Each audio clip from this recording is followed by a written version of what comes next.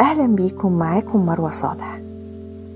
تعالوا نتعرف على مدن وأماكن في فلسطين. صحراء النقب أو صحراء السبع هي منطقة صحراوية جنوب إسرائيل على شكل مثلث مقلوب. حدودها الشرقية في وادي عربة، والحدود الغربية بتعد جزء من شبه جزيرة سيناء، وهي من أكبر صحاري الشرق الأوسط. ومعنى كلمة النقب في اللغة العربية الانحدار أو الهبوط، وبتتميز بتضاريس متنوعة من جبال ووديان وسهول صحراوية.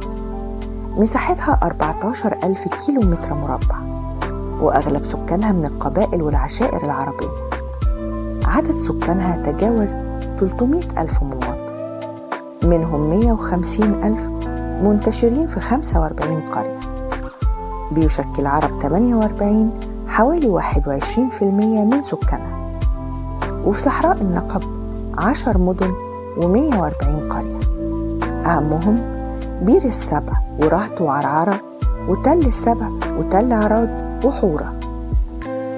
القبائل بتتعرض لأشد أنواع الاضطهاد والظلم، من رش مزروعات وهدم منازل ومصادرة أراضي، وده خوفا من سيطرة البدو، لأن النقب منطقة فلسطينية بتشكل نص مساحة فلسطين تقريبا. كنت معكم أنا مروة صالح.